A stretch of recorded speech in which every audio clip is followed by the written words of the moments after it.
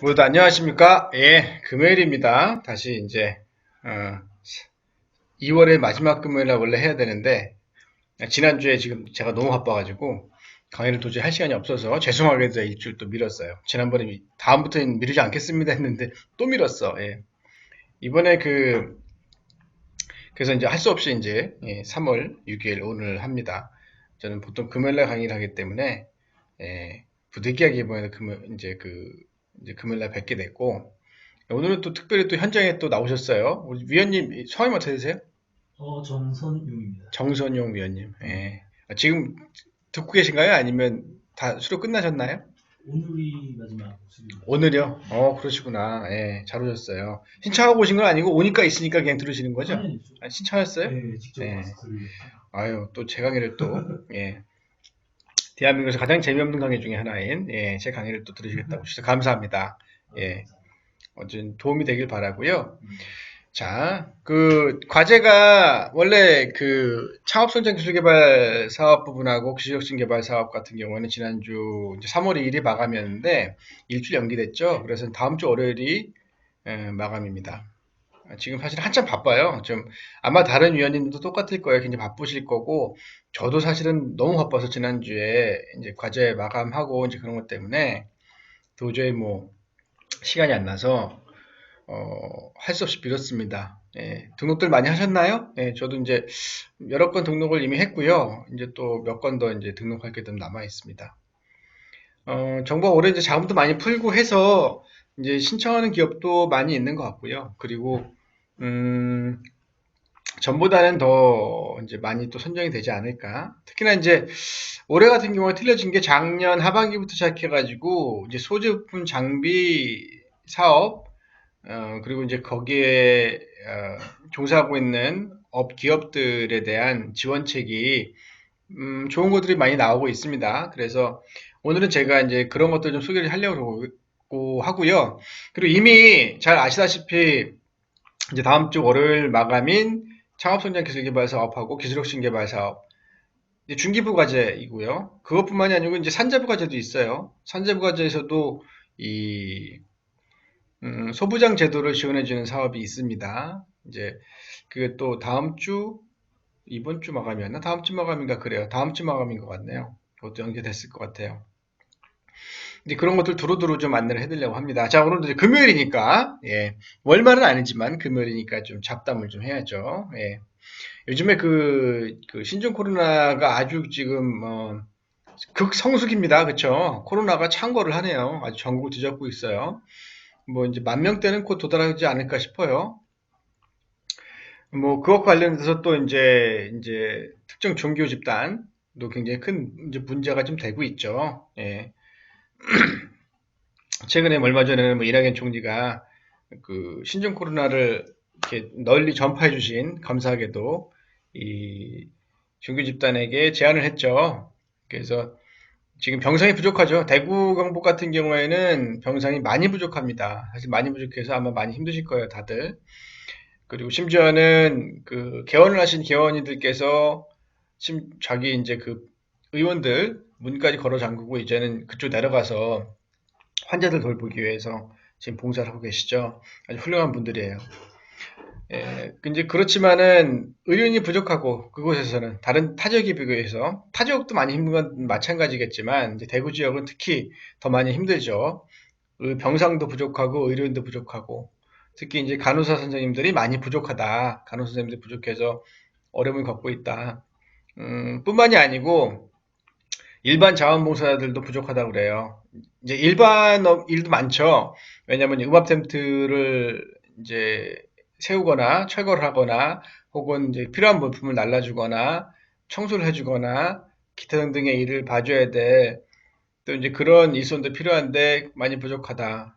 사실 저 같은 경우에는 이번에 이렇게 뭐 과제 때문에 바쁘지만 않았으면은 그런 곳에 아마 자원봉사 하러 가고 싶다라는 생각이 좀 들더라고요. 이 어려울 때는 서로 도와야 되니까.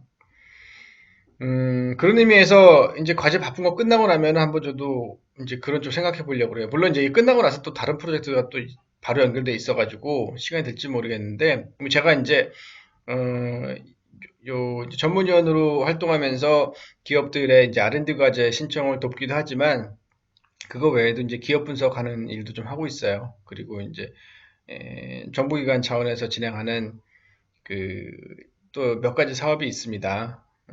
이제 그런 또 참여해서 또 일을 하고 있어서 뭐 그런 쪽 일도 많아서 조금 바쁜 건 사실인데 시간이 난다면 한번 해봐야겠다. 이제 그런 생각이 좀 들어요. 우리나라가 어마어마하죠. 하루에 3천 명 정도의 그 유병증 대상 이제 시민들을 검사를 할 수 있다고 하니까 이거 어마어마한 숫자예요. 전 세계 어느 나라도 이런 일을 할 수가 없습니다. 정말 잘하고 있는 거예요. 물론 이제 질병관리본부 및 그 산하 기관들도 많이 고생하실 거고 힘드실 거고, 그리고 거기에 임하는 자원봉사자분들도 많이 힘드실 거예요. 그리고 행정을 담당하시는 여러 이제 그 관계 부처의 분들도 많이 힘드실 텐데, 이만한 일을 해내는 이만한 국가의 국민으로서 참 자랑스럽게 생각합니다. 이 힘든 시기를 지혜롭게 잘 극복했으면 좋겠어요. 사실 이런 시기에 실수와 혹은 뭐 오판, 잘못된 판단이나 자잘한 문제들이 발생할 수가 있어요. 근데 사실 엄밀히 따지면 코로나 바이러스가 이렇게까지 퍼지게 된 이유에는 특별한 이유가 있죠. 모두가 다 아는 그 이유. 예, 사실 뭐 저도 굉장히 제 솔직한 개인 의견을 말씀드리자면 혐오하는 집단입니다. 저도 개인적으로는 이제 뭐 그런 이제 문제들. 근데 이제 사실 그렇게 해서 발생되는 문제들을 가지고 이게 정부의 탓이다 잘못이다라고 비난을 하는 거는 잘못된 것 같아요. 음, 본인들은 뭐라고 했길래 예, 그 언론 플레이 하거나 다른 데 가서 괜히 코스프레 하지 말고 정말 일을 하셨으면 좋겠어요. 지금 이 상황에 이 어려운 상황에 정부나 관계기관들이 하는 일들에 대해서 딴지 걸고 자꾸 잔소리하지 말고 본인 일이나 똑바로 해라. 좀 셌나요? 너나 잘해. 뭐 제가 이렇게 말하지만 이름 말하면 다 알 거예요. 누군지. 당신들이나 잘하세요. 자꾸 엉뚱한 소리 하지 마시고. 자, 마스크 잘 챙기세요. 저도 꼭 마스크 잘 챙기고 다닙니다. 잘 쓰고 다니시고, 이게 나를 위한 것도 있지만요, 타인을 위한 배려기도 합니다. 그래서 굉장히 중요해요. 답답하죠, 마스크 쓰면. 저도 답답하고 땀 차고 막 그러더라고요. 이제 김이 서려가지고 힘들긴 한데, 나는 그렇게 생각하지 않지만, 나도 모르게 내가 감염될 수도 있잖아요. 그럼 또 그게 누군가 전파돼서 안 되니까, 다른 일을 위해서라도 꼭 마스크 착용 잘 하고 다니시길 바랍니다. 우리 위원님들께서는 기업들 많이 만나고 대표들 많이 만나기 때문에 특히 조심하셔야 돼요. 아무도 아프지 말고요. 더 이상 감염되지 말고 잘 무사히 넘겼으면 좋겠습니다. 예, 이 오늘 잡담이었고요. 자, 뭐 요즘에 시국인지라 제가 잡담이 좀 무겁죠. 평소에는 웃음 소리 다 그러는데 오늘은 좀 우습지가 않네요, 상황이. 자, 어쨌든 늦었지만은 자 부지런히 한번 달려보겠습니다. 소재 부품 장비 대한민국 정부가 작년에 일본 쪽에서의 일방적인 공격이었죠. 무역 공격, 경제 공격을 가하면서 이제 중요한 이제 소재나 부품들에 대한 수급이 어려워지고 그로 인해서 하마터면 굉장히 중요한 우리나라 대한민국 산업의 사실은 주축이죠. 반도체 시장이 좀 흔들릴 뻔했습니다. 반도체 산업이. 근데 아주 지혜롭게도 잘 극복해냈죠. 박수를 보내고 싶어요. 그 관계 기관들, 그 기업들, 그리고 이제 거기에 개발에 함께 참여한 중소기업들, 많은 이제 일본에 의존하던 이제 주요 소재들을 국산화시키기 노력을 하고 있죠. 그러나 아직 갈 길은 멉니다. 아직도 많은 것들이 남아 있어요. 늘 얘기했듯이 소재 부품, 특히 소재 부분은요, 기초과학의 발전 없이는 단시간에 따라가기가 어려운 게 엄연한 사실이에요. 그래서 우리는 좀 힘든 과정이 필요할 거라고 봅니다. 지금도 이제 멘티 기업 하는 군데에서는 대학교하고 산학 이제 콜라보를 진행하고 이제 거긴 두 개가 들어가요. 과제가 산학 콜라보하고 기술혁신 개발 사업 두 가지 들어가는데 두 개 다 대학교하고의 산학 협력을 추구를 하고 있어요. 얘기즉슨 뭐냐면은 원료 개발에 관련돼 가지고 기업들은 상용화시키거나 제품화시키는 기술은 있지만 물리적인 기술은 있지만 이거를 화학적으로 생물학적으로 어떻게 해야지만 결과가 나오는지에 대한 노하우는 없죠. 그런 장비도 없고 인력도 없어요. 그러다 보니까 다 반드시 필요합니다, 산학이. 근데 어, 이번에 협력과제 나오면서 이제 산학, 산연 혹은 산학연 뭐 이런 과제들을 좀 많이 만들었어요. 굉장히 많아졌습니다. 협력과제들이. 그런 과제들 많이 나오는 걸 보면서 뭔가 이 시간 단축에 좀 좋은 기회가 될 수도 있겠다. 왜냐하면 대학들이 굉장히 심각한 문제가 대학도 수익성이 중요해요. 왜냐면 대학이 유지되려면 돈이 있어야 되는데 대학을 유지시켜주는 재단이라는 곳들, 특히 이제 그 스폰서들이 있죠. 근데 그런 것들도 돈에 한계가 있잖아요. 그리고 주로 이제 그런 재단이나 스폰서는 뭘 원하나요? 수익성 혹은 상용화가 가능하고 실용적인 학문을 좀 추구를 하는 게 사실이에요. 그러다 보니까 대학에서는 기초 학문을 많이 버리게 되죠. 축소를 하거나 이제 뭐 폐지까지 가지 않는 경우가 대부분 하지만 거의 폐지 수준에 이르는 경우가 있습니다. 근데 중요한 건 반드시 유지시켜야 된다는 거죠. 그쪽에서 나오는 어떤 기초적인 결과물이 없이는 실제로는 실용화 제품이나 소재의 부품이 나오기가 어려워요. 이게 하나의 연결고리입니다. 그래서 제가 늘 강조하듯이 기초과학 분야에 대한 투자가 지속적으로 더 많이 들어야 되고 더 많은 분들이 그쪽에 종사를 해야 된다. 이게 제 개인적인 소견입니다. 어, 그래서 제가 뭐 기초과학 분야에 학과를 나온 건 아니에요. 저는 뭐 상대를 나왔기 때문에 전혀 관계는 없습니다. 근데 이 산업계를 보니까 그렇다는 얘기예요. 살펴보다 보니까. 자, 그러면 당연히 시작해 볼게요. 소재부품 장비 지원 제도에 관해서 좀 안내를 해드리려고 하는데 사실은 지원 제도를 이게 자료를 찾고 제가 직접 알고 있는 내용들을 좀 정리하다 보니까 너무 많아요.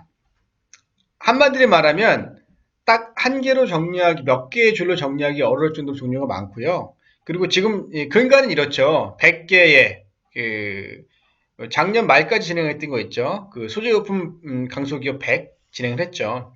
그래서 이제 그것과 연관이 돼 있기도 하고, 그리고 2024년도까지는 총 100개의 주요 소재 부품들에 대한 산업을 중점적으로 육성하겠다. 그래서 이미 20개는 확정이 돼 있죠. 그리고 6가지의 핵심 산업이 결정이 돼 있습니다. 예. 그래서 현재 진행을 하고 있어요. 근데 이제 지금 보시는 첫 번째 장표가 뭐냐면은 이 소부장 기업들에 대해서 기술 이전을 해주는 사업을 진행하겠다. 그래서 이제 소부장 기업들이 주로 이제 소기업이나 중기업들이 많지 않습니까? 물론 중견기업도 있지만 그런 기업들에게 경제적인 부담이 크지 않게 그리고 효과적인 방법으로 이제 선진 기술들을 좀 받아들여서 상용화할 수 있도록 만들기 위해서 이 테크브릿지 제도를 활용해서 소부장 기업들에게 기업 이전을 좀 더 손쉽고 간편하게 받을 수 있도록 도와주겠다. 그리고 그거를 또 뭐예요? 상용화 연결시켜주겠다. 크게 맥락이 그래요. 그래서 현재 이 나와 있는 기사는 뭐냐면 얼마 전에 나온 거예요. 3월 초에 나온 건데 2,525억 원을 이제 8년간 앞으로 기술 이전에만 풀겠다는 거예요. 기술 이전에만. R&D 과제가 아니고요. 기술 이전에만. 굉장히 큰 금액입니다. 그렇다 그러면. 그러니까 현재 그 기술신용보증기금에서 보유하고 있는 이 특허 횟수가 자그마치 38만 개 정도 돼요. 굉장히 다양한 특허가 있겠죠. 그리고 전국에 영업망이 67개가 있고 전국에 다 있어요. 그러니까 중소기업들이 접근하기 좀 편하죠. 이제 그런 데 통해서 테크브릿지 사용 이제 그 제도라는 뭐냐면은 이 기술을 수요하는 수요 집단과 기술을 보유하고 있는 보유 집단 사이를 연결시켜서 매칭시켜주겠다는 얘기예요. 그래서 뭔가 이 기업들에게 실질적으로 도움이 되는 기술을 이전시켜주는 거에 도움을 주고 그리고 더 나아가서는 그거를 상용화시키는 데 도움을 주겠다. 상용화시키는 과정에 들어가는 R&D 과제는 또 별도로 있어요. 예, 그건 또 어마어마한 금액으로 있습니다. 그래서 이런 부분에 대해서 좀 우리가 스터디할 필요가 있어요. 기회가 뭐 다음에 테크브릿지 한번 해볼까요? 테크브릿지에 대해서만 한번 해볼까요? 이게 왜 중요하냐면은요, 주로 우리도 사실 뭐 특허 관련돼서 이제 관여해서 일을 하고 있긴 하지만, 이제 실제로 기업들이 상용화시키고 본인들의 주력 기술로서 키워나가기 위한 특허를 만드는, 기술을 습득하고 특허를 만드는 과정에까지 우리가 깊숙이 관여하기 좀 어렵죠. 왜냐면 우리가 사실 이 관리할 수 있는 카테고리는 아니에요. 그 부분은 아닌데, 그 주로 변리사를 통해서 이제 일을 합니다. 근데 이제 사실 이제 변리사들도 어떻게 보면은 이제 자기 사업인 거예요. 실제로 이거를 이제 특허 등록하는 과정까지만 완성을 시키면 자기 수주료만 받으면 되는 이제 일종의 이제 그런 주고받는 게 분명하죠. 그러다 보니까 기업이 이 기술을 가지고 무엇을 어떻게 활용할 것이냐에 대한 부분은 사실 누구도 손대기가 좀 어려워요. 기업 스스로 해결해야 될 문제이긴 합니다. 그렇지만 이제 그런 부분에서는 아이디어와 기술이 있어도요, 자금이 없거나 혹은 그 일을 담당할 만한 인력이 없어서 제대로 수행하지 못하는 경우가 많습니다. 이제 그거를 해결을 해주겠다라는 의미예요. 해소를 해주겠다. 그러면은 이렇게 볼 수 있어요. 우리 입장에서는 솔직히 말하면은 그 수수료 입장에서는 큰 도움은 안 됩니다. 이런 사업. 근데 기업에게는 굉장히 큰 도움이 돼요. 그러니까 반드시 이런 부분은 좀 익숙하게 익혀놨다가 기업에게 돈을 주라는 게 아니고 도움을 줄 수 있도록 해보면 좋지 않을까라는 생각이 듭니다. 저는 스터디를 좀 더 해볼 거예요. 그리고 실제로 많은 기업들이 그런 걸 물어봐요. 기술이 좀 받을 때 좀 없나요? 물어봐요. 그럼 테크브릿지 소개를 하고 이제 진행 한번 해보시라고 하는데 제가 관여하지 않습니다. 이제 알아서 하시라고 얘기를 합니다, 보통. 근데 어느 한편을 볼 때는 좀 스터디를 좀 더 해서 관여를 해볼 필요도 있겠다라는 생각이 들어요. 그렇습니다.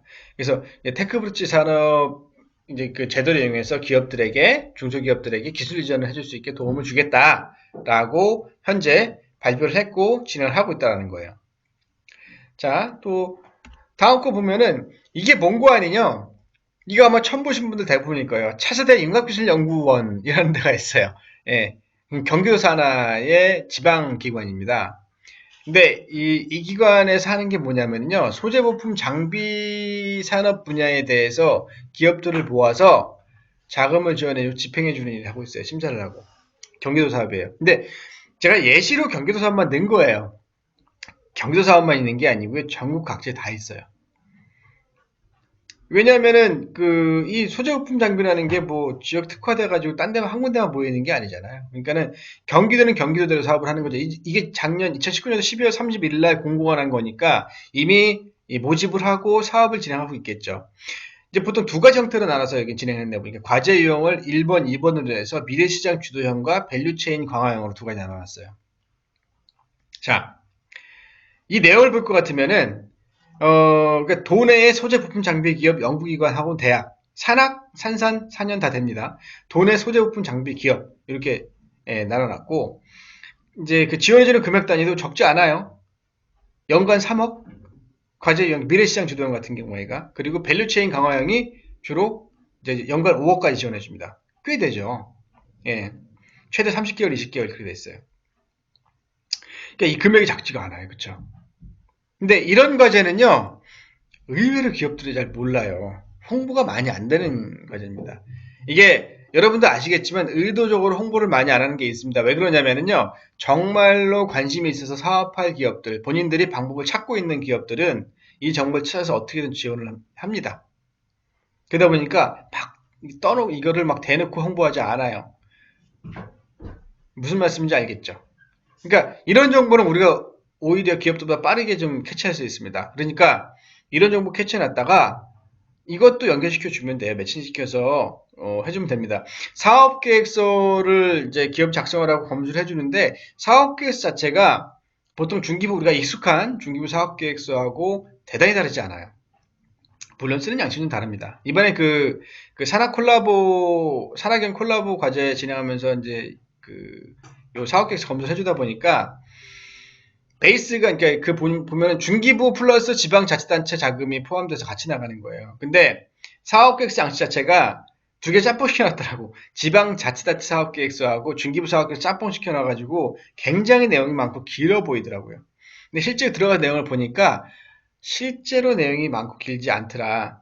주로 내용이 팩트에 기반해서 쓰게끔 돼 있어요. 기업의 현황에 대해서 쓰게끔 돼 있고 기본적으로는 중기부의 사업계획서 내용을 바탕으로 해서 거기에 기업의 이제 사업의 개념이나 기업의 개념이나 필요성이나 그 외 연구 방법들을 풀어놓게 돼 있어요. 별로 다르진 않죠.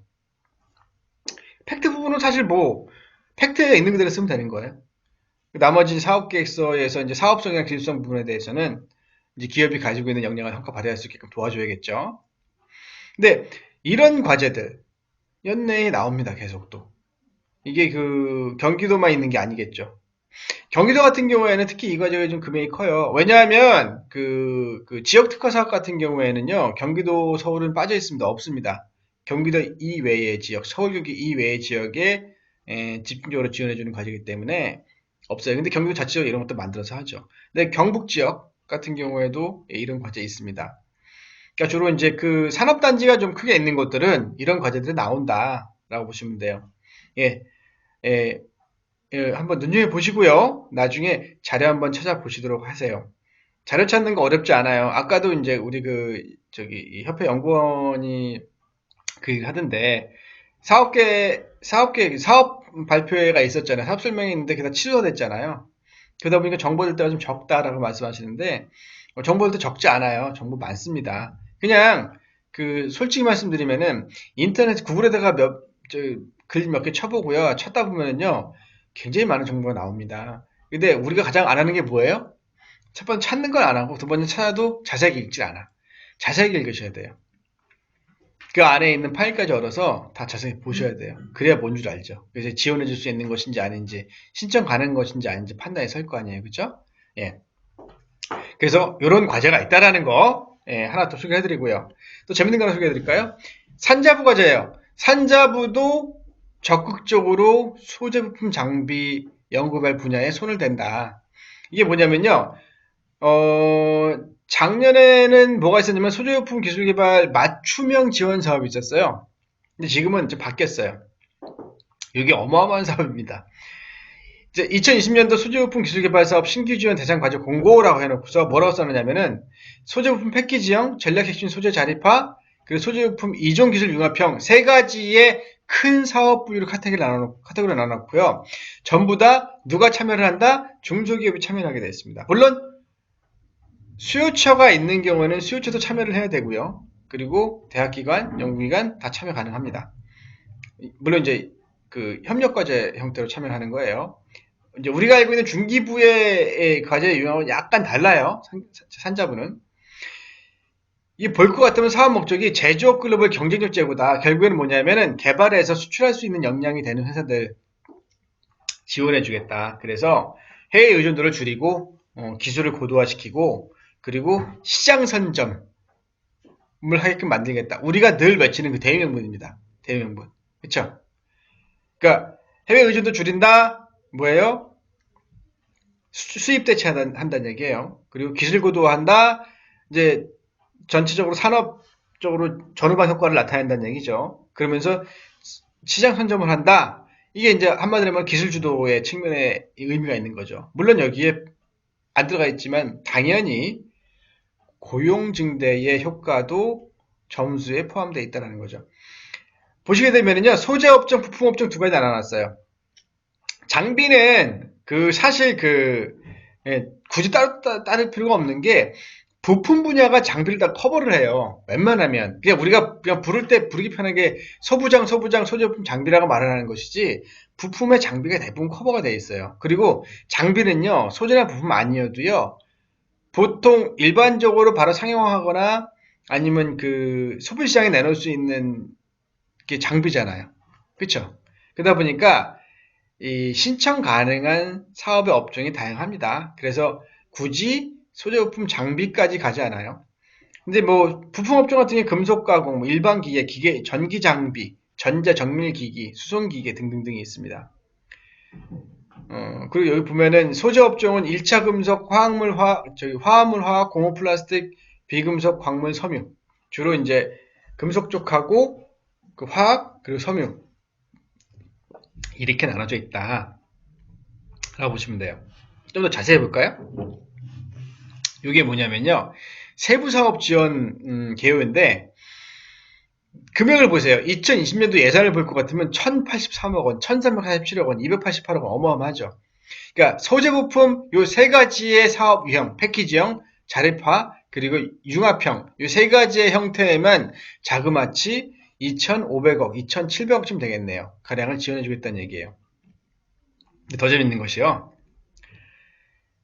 금액이 정해져 있지 않아요.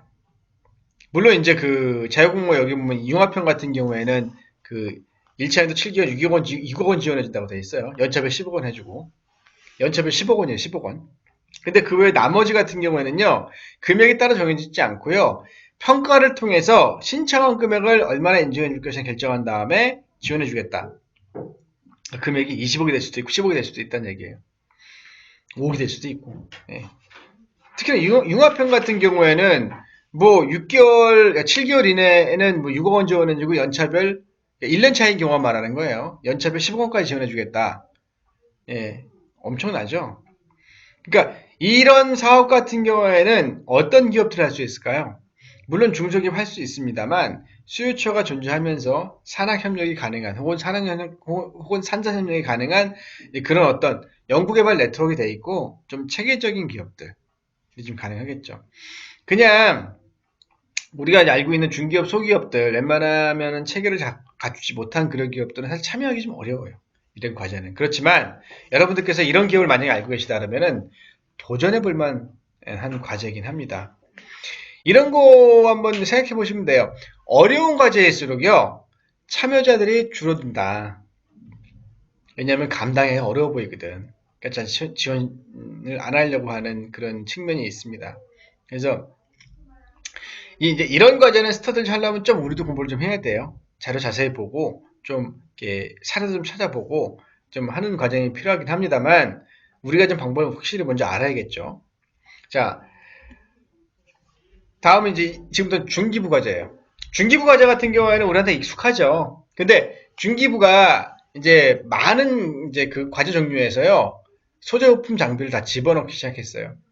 여기 볼 것 같으면 2020년 창업성장 기술개발 과제입니다. 이건 전략형 창업 과제인데 이제 4차 산업 분야하고 빅3 분야 외에도 소재부품 장비도 지원을 해주겠다고 여기다 이렇게 써놨어요.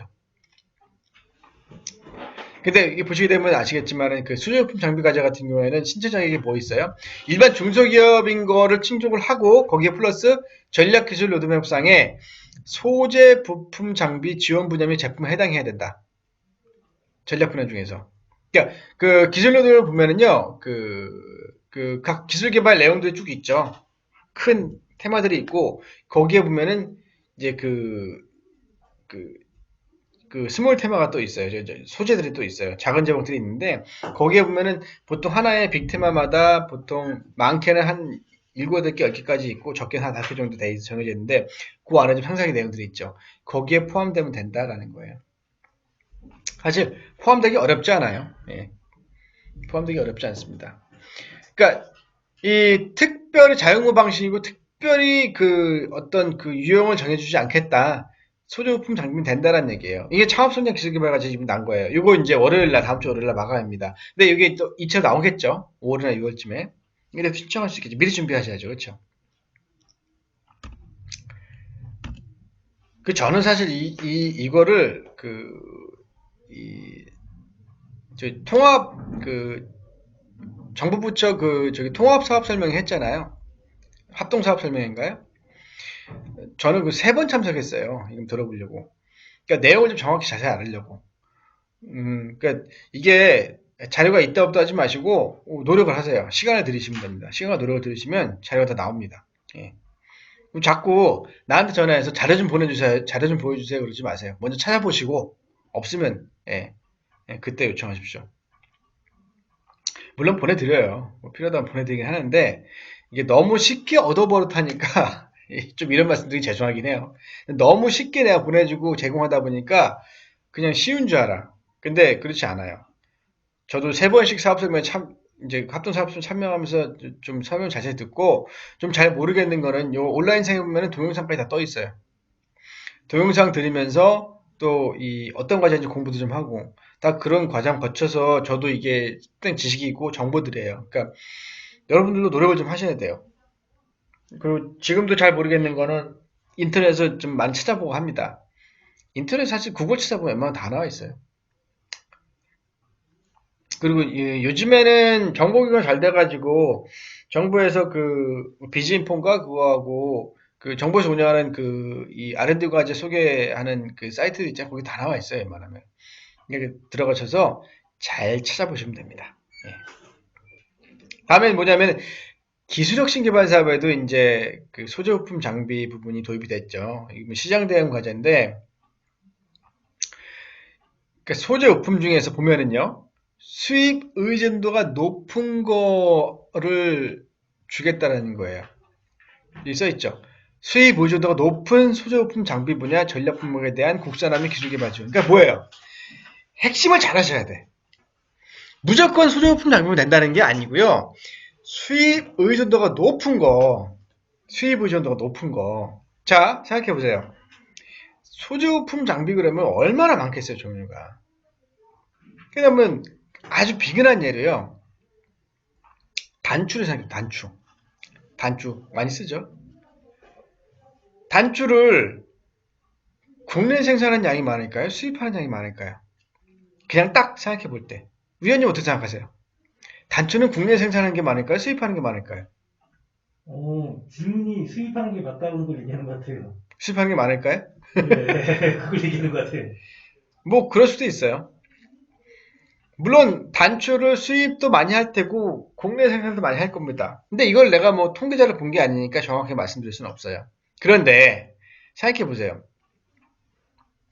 단추가 전체 무역 수지에 차지하는 비율이 얼마나 될까요? 아주 미미하겠죠. 수입이 실제 많다고 해도. 접근하는 포인트를 설명드리는 거예요. 수입이 많다고 해도 대단히 미미할 거예요. 그쵸? 이거 국산화 시킨다고 해서 수출 뭐 역조를 하거나 수입 대체를 하거나 이런다고 한들 얼마나 큰 무역 수지 흑자를 만들겠냐. 근데 다른 거 생각해보고 다른 아이템? 이번 단추가 아닙니다. 이번엔 좀 고차원적인 거. 그러니까 수입 수출을 많이 하는 거. 자, 본드 재료 생각해볼까요? 자, 본드 재료는 국산화가 많을까요? 수입이 많을까요? 위원님 어떻게 생각하세요? 국산. 국산이 많을까요? 정확히 모르시죠? 본드 원료는 대부분 수입합니다. 본드 원료는 국산에서 나오질 않아요. 국내에서. 물론 이제 석유화학 제품을 만들기 때문에 우리도 본드를 원료를 합성해서 만들긴 해요. 근데 퀄리티가 좋지 않아요. 그래서 대체적으로 본드 원료를 수입을 합니다. 수입을 하고 본드 원료로 만든 제품 1차 가공, 2차 가공에서 만든 시트지라든가 아니면 접착 필름이라든가 일반 뭐 접착제 제품이라든가 이런 것들을 수출을 하죠. 그 수출량은 커요. 그래서 우리가 그 본드 관련된 점착 소재 관련돼 가지고 무역 수지는 오히려 20%를 상회하는 무역 흑자를 봅니다만 여기에 본드의 원료 부분, 즉 수입하는 원료 부분을 포함시킨다 그러면은 결코 흑자가 아닐 거려. 근데 이 부분까지 다 포함시키면 실제로는 본드 원료는 수입 의존도가 높은 거예요. 해외에 대한 기술 의존도가 높은 거예요. 그렇죠? 그리고 이거를 합성시켜서 만드는 과정은 우리나라도 적지 않게 많아요. 보통 한 6, 700개 정도의 특허가 있을 거예요. 제품화시키는 과정은. 그런데 문제는 뭐냐면요. 국내에 있는 6, 700개의 특허 중에서 50% 이상은 해외 기업이 국내에 낸 특허입니다. 즉 뭐냐면 우리 기술이 아니란 얘기예요. 그러니까 뭐냐면 기술에 대한 의존도가 심각하게 높다. 해외 기업에. 이게 뭐냐면 로열티 지불하고 있다는 얘기예요. 그러면 우리가 그냥 빚 좋은 교살구라고 통계상으로 통계청에 통계를 볼 것 같으면 20%가 넘는 흑자를 보고 있지만 실제로는 그게 아니에요. 실제로 로열티 주는 거. 그렇지. 로열티 주는 것도 있고 또 뭐 있어요? 원료 수입하는 것도 있고 많잖아요. 그 중에 뭐가 많은지 아세요? 일본에 수입하는 게 많아요. 본드 재료를. 그러니까 본드 재료를 물론 이제 통계청 저기 그 뭐죠 그 통계청 자료만 가지고 따르면은 흑자기 때문에 안 나타날 수 있기 때문에 원료 수입에 대한 부분이나 이 특허 부분에 대한 그 해외 의존도를 같이 풀어줘야겠지 사업계획서에다가 그래야지 보는 사람이 정말 그렇구나라고 인정할 거 아니에요. 예, 그 얘기를 하고 있는 거예요. 그러니까 여기에서 지금 얘기하고 있는 이 과제 개요의 수입 의존도라는 게 뭐예요? 해외에 기술적으로 혹은 원료 제품적으로 많이 수입해서 가공해서 재판매하는 것들을 다 여기를 포함을 시키는데 단순하게 무역수지 흑자라고 해서 수입 의존도가 없다라고 말하면 안 된다라는 거예요. 그러니까 어떻게 풀어주냐에 달렸다는 거지. 그럼 어떻게 해야 돼? 공부해야지. 기업들은요, 이러한 관점에서 잘 못해요, 접근을. 이 전문적으로 하는 사람이 있어야 돼. 마케팅이나 영업기획이나 마케팅 전문적으로 하는 사람이 있어야 돼. 대체적으로 우리가 관리하는 기업들이 그다지 잘 그런 게 정비되어 있나요? 없잖아. 그러니까 우리가 그 역할을 해줘야 되는 거야. 그러니까 그런 자료를 찾아주거나 시장 현황이 이렇다라는 걸 분석을 해줘야 돼. 근데 우리 위원님들 그렇게 공부 많이 안 하시는 분들이 좀 있어. 예. 하셔야 돼요. 전문이라며 전문. R&D, 저기 기업 R&D 지도 전문위원이잖아. 전문가면 전문가답게 해야지. 그럼 R&D를 지도할 수 있게 내가 그만한 역량을 갖춰야지. 우리가 적인 거 풀어주는 게 아니잖아요. 그쵸? 시장 상황적인 거, 경제적인 부분, 그리고 수출 수입에 관련된 부분이나 뭐 기술 같은 경우에는 뭐 이런 부분을 풀어줄 수 있지. 해외 의존도라든가 특허 동행이라든가 이런 거 풀어줄 수 있지. 이런 자료가 다 어디 있어요? 중소기업 기술노동부에 다 있다고. 내가 그러니까 그거를 2년을 강의를 했잖아요. 온라인으로. 그쵸? 예. 한 이유가 있어요. 자, 어쨌든 과제 기회를 볼 것 같으면 이게 뭐예요? 수입 보조도 높은 거를 말하는 거다. 그 내가 관리하고 있는 이 중소기업들이 있어요. 멘티 기업들이 있으면 이 기업들의 수입 보조도가 실제로 높은가, 낮은가, 이 관리하는 제품이나 기술이, 소재나 부품이 이걸 따져봐야겠지. 그쵸? 기업은 어렴풋이는 알아요. 근데 구체적으로 증빙할 수 있는 증명 방안은 없어요. 기업한테 별로. 그러니까 그럼 우리가 도와줘야지. 자, 아시겠죠? 6대 전략 분야는 이게요. 기계금속, 기초화학, 디스플레이, 반도체, 자동차, 전기전자. 근데 참 본드 얘기했으니까 또 맞아 얘기할게. 이것도 짚어봐야 될 문제예요. 최근에는요, 그 수계 접착제, 그러니까 지금 생체 친환경적인 접착제의 수요가 많이 늘고 있어요. 그래서 전체 점착 시장의 70% 정도를 차지하고 있는데, 우리나라가 이 점착 제품의 수출은 많아서 흑자를 보고 있는데 대부분 어떤 제품인지 아세요? 대부분 다 산업용, 자동차용, 디스플레이용. 그러니까 그 자연 친화적인 환경 친화적인 거하고 거리가 멀어. 그러니까 실제로 빅마켓에서는 활동을 많이 못 하고 있다. 물론 주요한 핵심 산업 분야에서 활동을 하고 있지만 이 친환경 분야에서는 활동하지 많이 못하고 있다라는 게 확인이 된 거죠. 그러면 그쪽 시장에 대해서는 어때? 대부분 다 수입에 의존하고 있다는 얘기야. 감이 와요? 이런 분석이 필요하다. 예, 그 얘기입니다.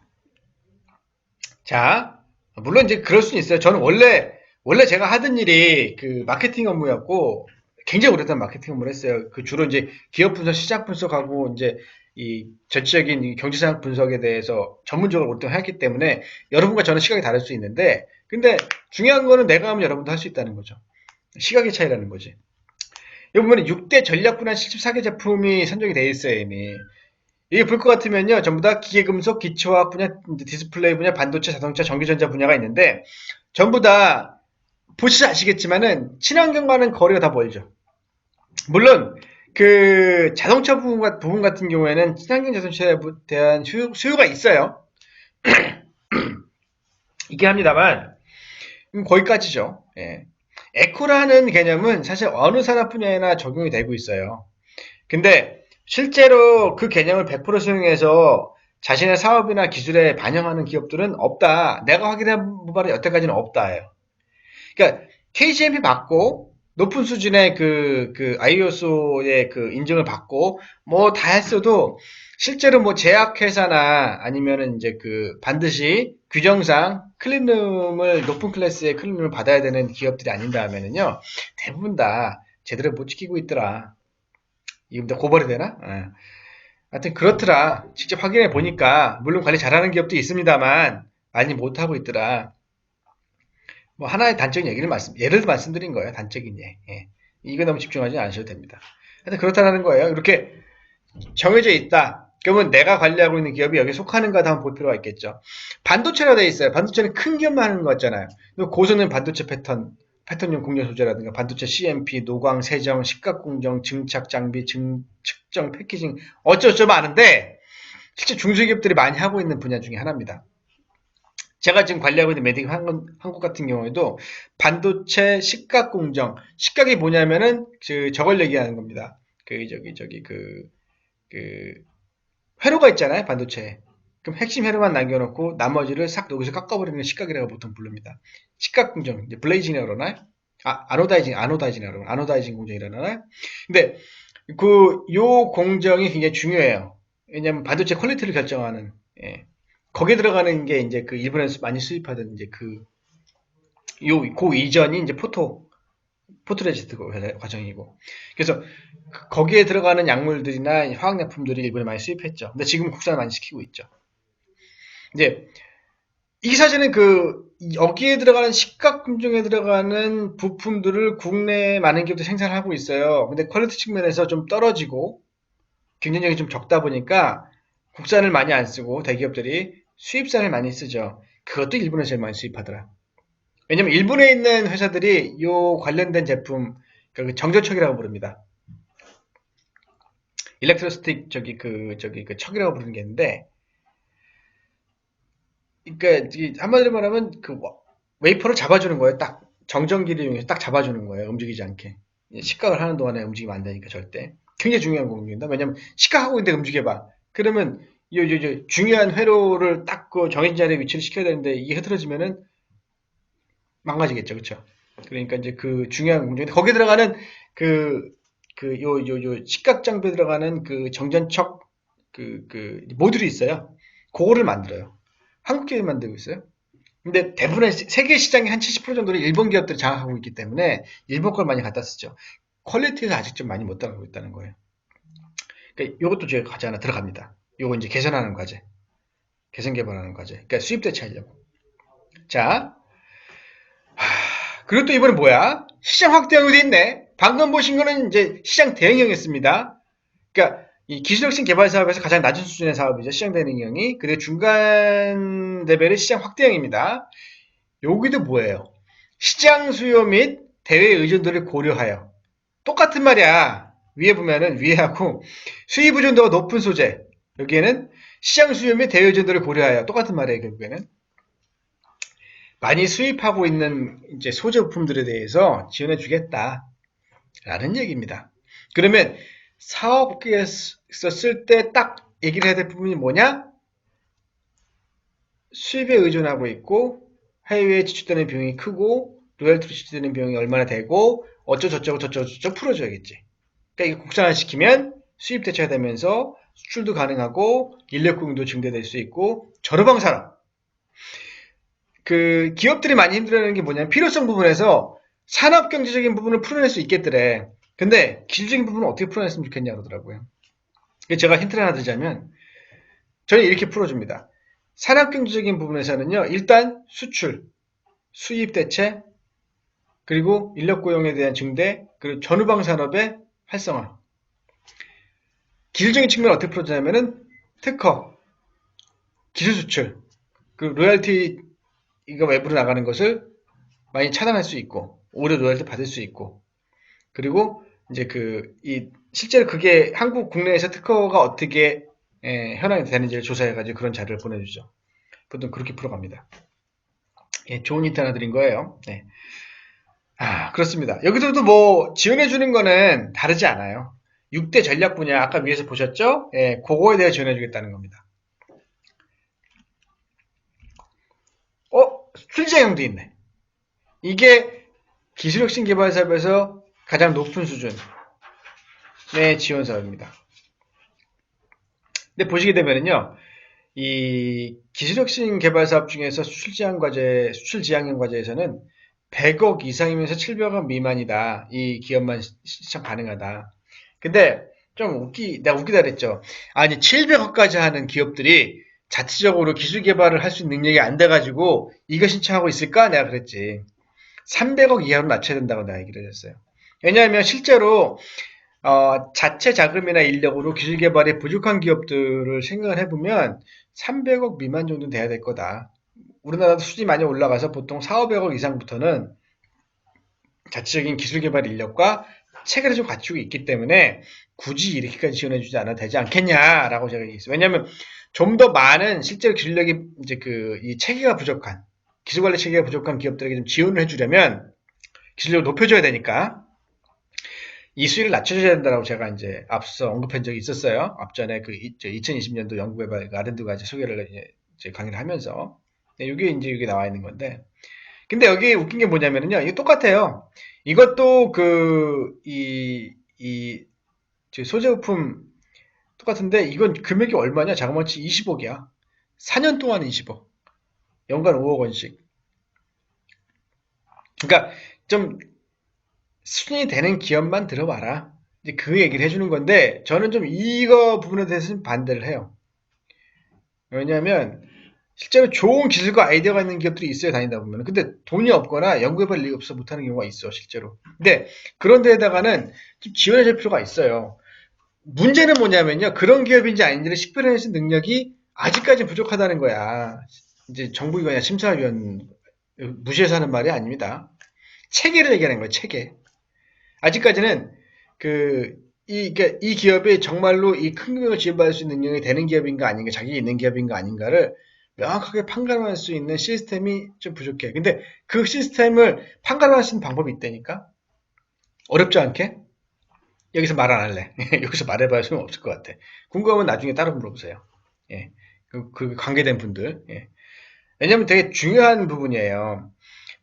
이 기업이 정말 자격이 되는지 안 되는지 판가름 해야 되는데, 사실은 그 판가름 기준이 뭐예요? 1차는 사업계획서, 2차는 제출 서류죠. 3차는 직접 만나서 확인하는 거야. 그쵸? 세 가지의 방법입니다. 크게 세 가지 방법.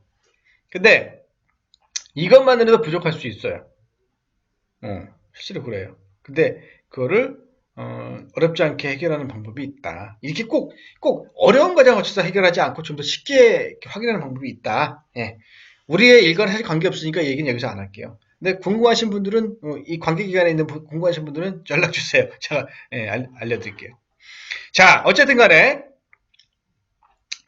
어마어마한 금액을 4년 동안 20억까지 지원이 가능하다. 군침 흘릴만 하지 이런 사업은.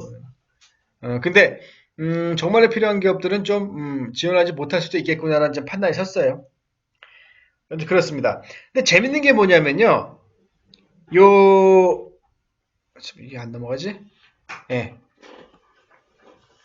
여기 보면은 소재부품 장비 강소기업 100에 선정된 기업은요. 매출의 기준에 적용을 받지 않아요. 100억 미만이어도 상관없다는 얘기야. 그러니까 무슨 얘기냐? 소재부품 장비 기업은 그냥 봐줄게. 상관없어. 그러니까 할 수 있으면 신청을 해. 라는 얘기야. 야, 참 좋은 제도야. 그죠? 근데 이게 올해도 할지 모르겠네. 작년에 한번 했는데 이제 소재부품 장비 강소기업 100으로 뽑히면 좋죠. 예. 왜냐하면 가점도 받죠. 이런 여러 가지의 제약 조건도 다 피해갈 수 있죠. 아이, 얼마 좋아요. 되기가 좀 어려워요. 물론 이제 당연히 어려워야 돼. 왜냐면 그만큼 역량 있는 기업들 선정이 돼야 되고 그 기업들에게 좀 되는 놈한테 밀어준다 식으로 좀 더 이제 투자를 할 필요가 있으니까. 시간이 벌써 이렇게 돼버렸네. 시간이 왜 이렇게 빨리 가? 내가 너무 썰이 많았나? 하여튼 그렇습니다. 넘어갈게요, 빨리. 야, 이건 뭐냐면 중소기업 연구인력 지원 사업. 예, 우리에게는 돈이 안 되는 사업입니다. 그렇지만 기업에게는 정말 중요한 사업입니다. 그러니까 기업에게 가능한 이런 거 좀 지원받을 수 있게 도움을 좀 주세요. 이 뭐냐면요. 50%까지 연봉의 50%까지 지원해 주는 거야. 인건비를. 근데 소재부품 장비 기업한테 지원해 준다는 얘기예요, 이게. 예. 물론 이제 다른 부분도 있습니다. 예. 뭐 선진 연구 인력 고용, 고용력 연구 인력 고용에서 보면은 딱히 특정하게 정해놨어. 소재부품 장비 연구 인력 채용 지원이라 해서 3번에 정해져놨죠. 기업별 3명까지 가능해. 소재부품 장비만 특히 많아. 기업별 3명까지 가능해. 연구원 3명을 내가 들 수 있다는 얘기예요. 기존의 인건비 절반만 주고도. 이런 거 알려야지, 많이. 알려서 많은 기업들 신청하게 해야지. 왜냐면은요, 이렇게 해서 연구원 지원 받잖아요. 그럼 우리가 이 기업들에게 연구소도 설립해주고, 여러 가지 또 도움을 주고서 지원을 해줘서 정부가 이제 신청할 수 있는 확률을 높여주잖아. 그러니까, 우리에게도 도움이 되는 거예요. 아셨죠? 네, 이런 거 많이 알려야 됩니다. 그리고 이건 뭐냐면 구매 연계형, 구매 조건부에서도 소재용품만 딱 지정해서 지원해주겠대. 구매연계형 소부장이 또 있어요. 보면 51억. 금액이 크진 않지만 지원해주겠대. 예? 자율지정 정책 그 목적에 맞는 정책 목적형 과제 세 가지 분야가 다 있어. 지원 방식이 자그마치. 그러니까 소재용품 장비를 얼마나 밀고 있는지 알겠죠. 빨리 넘어갈게. 또 이거 뭐야? 국민투자형도 또 지원해주겠대. 그리고 그 중소기업 R&D 기획지원사업 기획지원사업이 뭐냐면요. R&D를 잘할 수 있게끔 컨설팅 지원을 해주겠다는 거야. 근데 특히나 소재용품 장비 기업은 더 잘해줄게라는 얘기야. 예. 강소 100 패키지라고 돼 있어요. 예.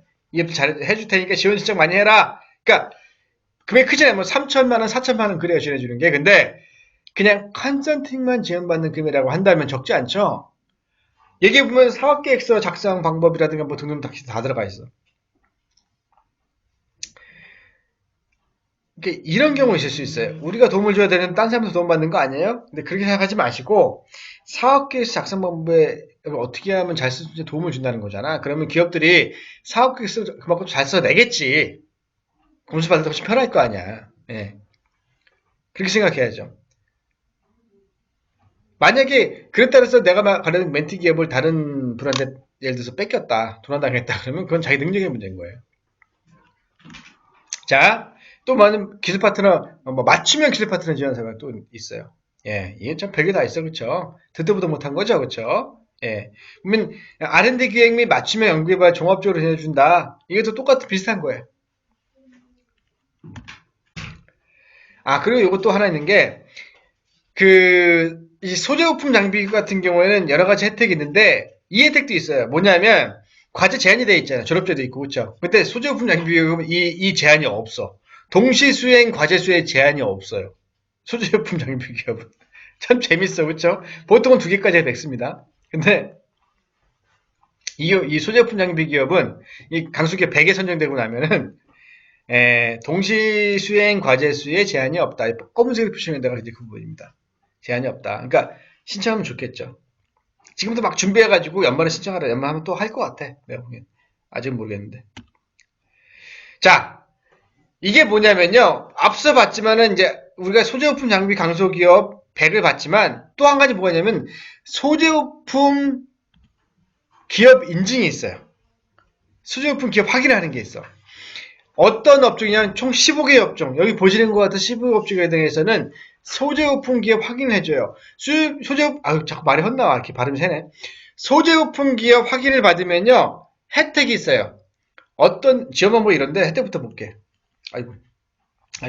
혜택부터 확인 신청서를, 지원 혜택을 보면은, 산업기능요원제도 신청 시 가점 부여한다? 뭐냐면은요,